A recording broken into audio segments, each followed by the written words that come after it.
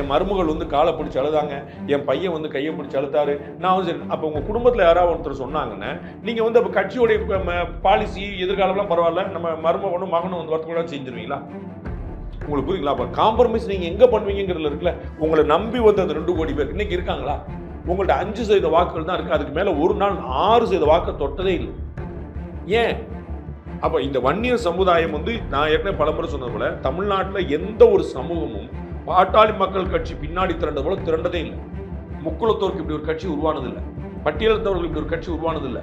Counter இனத்தவருக்கு இந்த மாதிரி கட்சி உருவானது இல்லை. எந்த நாயுடு சமூகம் இந்த மாதிரி எந்த சமூகத்துக்கும் இவ்வளவு பெரிய ஒரு கட்சி உருவானது.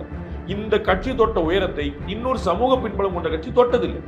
அப்ப அந்த மக்கள் பூரா உங்களை வந்தாங்களா இல்லையா? அவர்களெல்லாம் படிக்காத ஏழை பாமர விவசாய மக்கள் எல்லாரும் வந்தாங்களா இல்லையா? அப்ப நீங்க சொன்னீங்க என் குடும்பத்துல பார்த்தேன், நான் வளர்த்தேன், நான் நின்னேன், ரூம்ல பேசினேன், வீட்டுல பேசினேன், மாவலிபுரத்துல பேசினேன், சுத்தி நீங்க 4 பேர் தான் பேசியிருக்கீங்க.